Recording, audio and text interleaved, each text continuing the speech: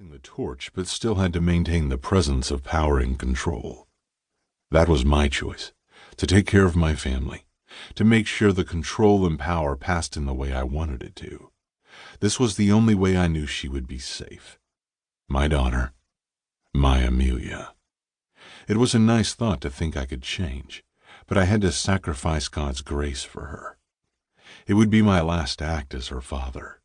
A father who had to step outside the realms of what was normal to do, what he thought was best. "Come in," I called out, templing my fingers and holding my elbows at my sides. The door opened and Marcus came into my office with Lucian and Claudius, his two sons. Marcus Morientz was my oldest friend, and we'd gone through life together, had borne each other's secrets, too many secrets. However, there was one secret he didn't know. One secret I thought best to keep from him so he too would be safe. It was a secret I thought no one else knew until 2 days ago. It was the kind of secret that would be the harbinger of death. No question about it. Death had always been in the equation, right from the moment things went wrong. It was fitting for me because I'd instigated death myself more times than I could count. I would never be white as snow with God's forgiveness. I'd maintained my silence for so many years, bearing the burden of the truth. It was poison to me. As I looked at my best friend, a man who had been like a brother to me, I couldn't believe I'd kept it from him. We were as close as family could be. Even his sons were like my own, although the brothers could not have been more different if they tried. Both were leaders, that was the truth. They both had strong qualities. But there was only one I had in mind for a number of reasons.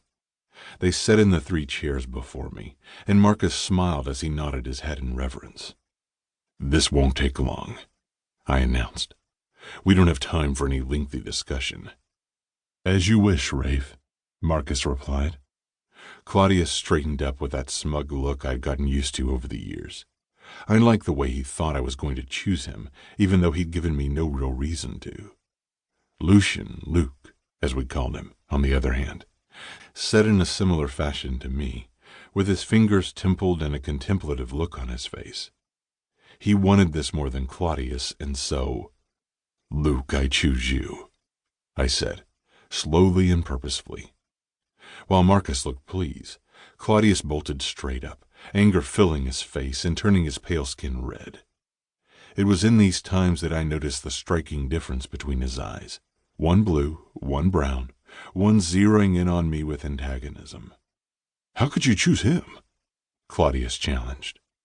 All I did was give him the look, and the man immediately knew his place. I watched the anger simmer as he tried to control himself in front of me. He knew it didn't matter who he was.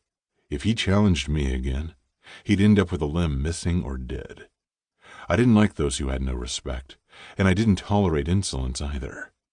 I focused my attention back to Luke, who still had that contemplative look on his face. "Luke, what say ye?" I asked. "Thank you," came his simple reply, and that was the difference between Luke and Claudius. Luke could control himself, for good or for bad. I knew this choice would drive a wedge between them as brothers, but I knew I'd made the right decision. They were like oil and water, but did their best when Marcus was around. Luke was the oil, Claudius the water. Oil stayed in control of itself and did not bend at the will of emotion. It only mixed itself out when the conditions were right and only at the right moment. Water, on the other hand, flowed everywhere and tried to overpower everything in its wake. There was no control, just movement. I needed oil, not water. I needed Luke, not Claudius, because when the situation called for it, Luke would take control and do what was necessary. He never failed. While Claudius was too reckless, Luke would be a true captain, but more importantly, he could do what I couldn't. It was a hard thing for a powerful man like myself to accept that I could no longer fulfill my duties in life. At least I had accepted it, and I had every confidence in Luke that he would be the person I needed him to be. He'd figure it out. He'd figure out that I was choosing him for more than just taking my place. I wished I could say more. I wished I could tell them. but it had to be.